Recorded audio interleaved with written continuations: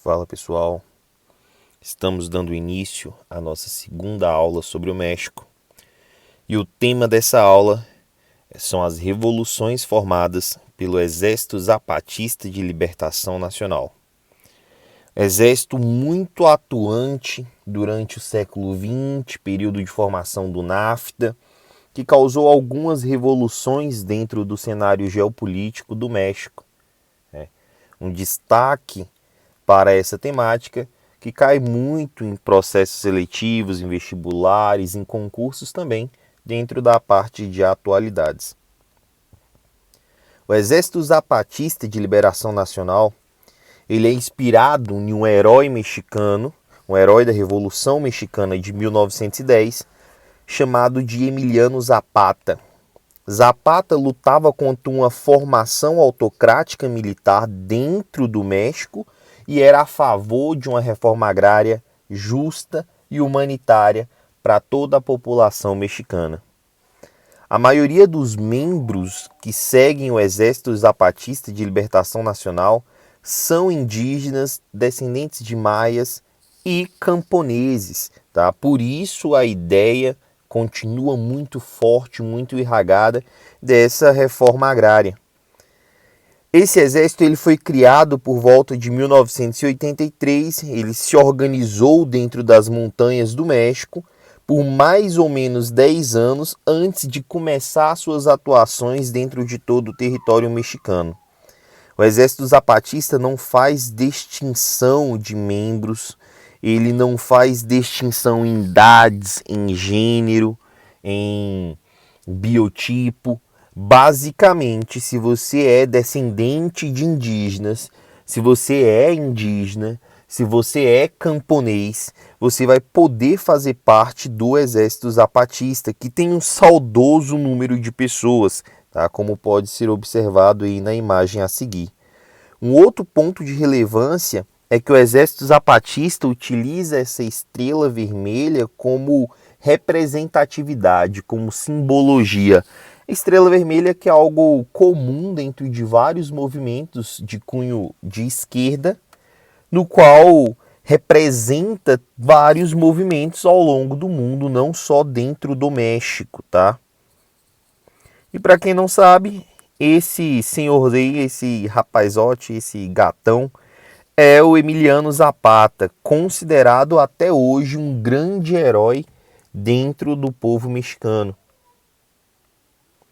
O Exército Zapatista ele vai concentrar boa parte das suas atuações durante a década de 90, indo contra todas as ações neoliberais adotadas pelo Estado mexicano. Pensem que a década de 90 é o período que a economia do México passa por fortes alterações.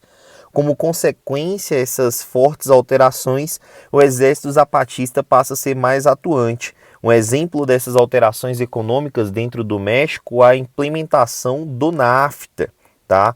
Aquele bloco econômico que nós já conversamos na aula anterior. E também a formação e a criação das primeiras indústrias maquilofaturadas na fronteira dos Estados Unidos com o México.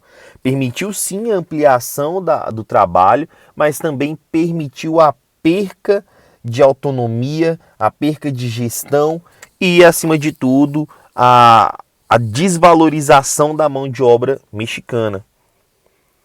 Os objetivos principais desse grupo: primeiro, uma gestão 100% democrática do território. E o segundo ponto, a partilha das terras, das áreas produtivas e das colheitas, a fim de compor um bloco que nós chamaremos de reforma agrária. Um exemplo desse exército é essa fotinha aqui, ó, em período em que eles estão treinando. Lembrando que o Exército Zapatista ele é considerado um movimento de guerrilha. O que é isso? Um movimento que tem um objetivo social. E o objetivo social por trás do Exército Zapatista é justamente a reforma agrária. Basicamente, a década de 90 é a década de maior tensão contra esse grupo, dentro de todo o território mexicano. Mais à frente vocês vão ver que áreas concentrarão maior possibilidade de conflitos. Exemplo disso é o conflito ou a tensão existente entre a elite civil e os membros do Exército Zapatista. Ele é marcado aí inicialmente de forma bem significativa no início da década de 90, ali, até o período de 1994, que é quando tem a formação do NAFTA, e posteriormente de forma bem relevante ao longo da década de 1990. Um exemplo dessa tensão entre a elite civil e o exército zapatista acontece no estado de Chiapas em 1994, quando o NAFTA ele entra em vigor e põe em xeque tudo aquilo que o exército zapatista lutava, põe em xeque todas as condições em que os membros eram atuantes. Pensem, se os membros do exército zapatista lutam por uma reforma agrária, muito dificilmente essa reforma agrária aconteça se analisarmos a inserção do México dentro de um bloco econômico com duas grandes potências, com os Estados Unidos e com o Canadá. Então a ideia não era ter uma partilha igualitária das terras, não era ter uma gestão 100% democrática, e sim enviesar a formação do neoliberalismo que compunha ali aquele bloco econômico, na verdade compõe até hoje esse bloco econômico que nós chamamos de NAFTA. E a ação realizada no estado de Chiapas de 1994 diz respeito à saída dos membros do exército zapatista nas ruas de Chiapas, todos com capuz preto e portando armas. Então imagina você estar aí na sua casa e se deparar com uma pessoa portando uma arma e com capuz preto no meio da rua, em plena ação cotidiana.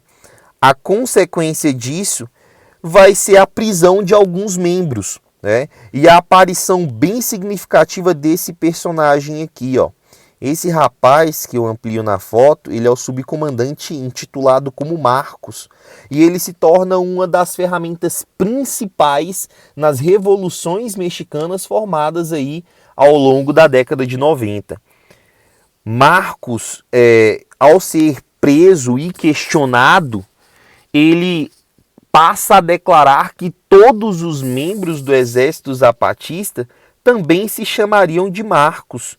Ou seja, a partir deste ato, a partir deste momento, todos os membros que fossem detidos, ao questionar os nomes, ao questionar a identificação, se auto-intitulariam Marcos. E o próprio subcomandante Marcos, lá em 28 de março de 1994, explica o porquê de todos se auto-intitularem Marcos, que é uma frase que se torna até motivacional para os próprios membros do exército zapatista. Na visão do próprio subcomandante, Marcos é gay em São Francisco, é negro na África do Sul, é um asiático na Europa, é um hispânico em San Isidro, anarquista na Espanha, Palestina e Israel, camponês sem terra, operário sem trabalho e, sobretudo, zapatista no sudeste do México. Enfim, Marcos é um ser humano qualquer neste mundo. Marcos representa todas as minorias não toleradas, oprimidas, resistindo, exploradas, dizendo já basta.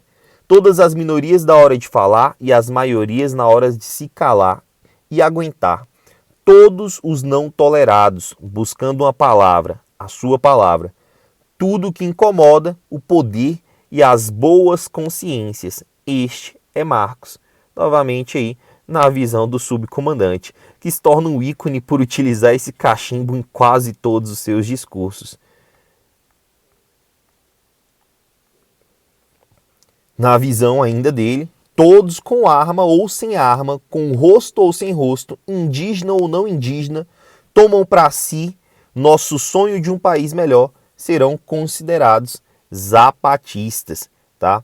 Essa obra do subcomandante Marcos vai se tornar uma inspiração musical para um grupo de reggae, um dos mais conhecidos no Brasil, chamado de Mato Seca, que na sua música intitulada A Resistência faz referência ao próprio discurso do subcomandante Marcos lá de 1994.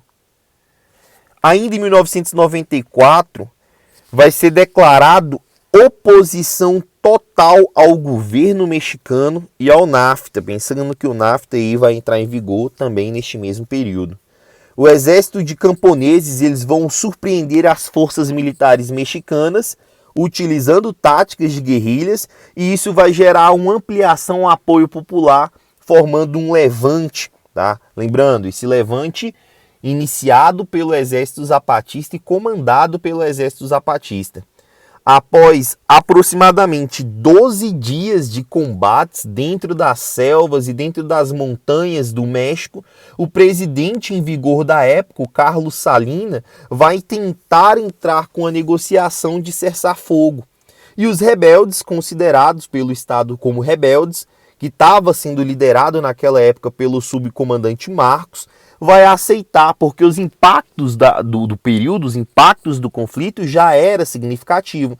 E a mensagem já tinha sido levada. Pensem que a ideia não era gerar mortes, a ideia era levar a mensagem de não aceitação da inserção do México dentro do NAFTA. Porque na visão do exército zapatista, o México iria basicamente prover mão de obra barata e qualificada, tanto para os Estados Unidos quanto para o Canadá. Tá? Esse conflito ele vai resultar em aproximadamente 300 mortes e vai gerar aí um aglomerado de 250 mil pessoas dentro de um levante popular, como se pode ser observado aqui nesse pronunciamento do subcomandante Marcos. Tá? Então muita gente aí parava de fato para ouvir o que o exército zapatista tinha a dizer. Nas últimas comemorações desse exército, é um exército que ainda é atuante, obviamente não teve outros grandes conflitos, mas ele existe, ele se organiza dentro do México. E nas últimas comemorações, que representam os 25 anos do Levante, de 1994, o atual subcomandante, intitulado Moisés, vai criticar as políticas do recém-possado, quando eu falo recém-possado, pensa aí na formação do Andrés Obrador, que é o atual presidente do México. Então vai ter uma crítica ao Andrés Obrador, que é de um partido chamado de Morena, e o subcomandante Moisés irá dizer que o atual presidente mexicano está focado na manutenção e na ampliação de privilégios para a população de alta classe, para a população rica e na exploração dos pobres, no rompimento dos benefícios dos pobres. Tá? O exército zapatista, apesar de não ter outros conflitos, ele ainda exerce uma pressão muito forte dentro da política. Imagine que na década de 90 ele teve movimentos que geraram levantes de 250 mil pessoas. E isso dentro de uma condição política é sim relevante e é sim significante. Senhores, chegamos ao final da nossa segunda aula sobre o México. Espero ter contribuído um pouquinho da formação de vocês. Essa aula ficou presa dentro da geopolítica do Exército Zapatista e na nossa sequência de aulas do México, a nossa terceira e última aula, iremos falar um pouquinho sobre o narcotráfico dentro do México, que também é relevante para a geopolítica da América Latina. Até logo, até a nossa próxima aula.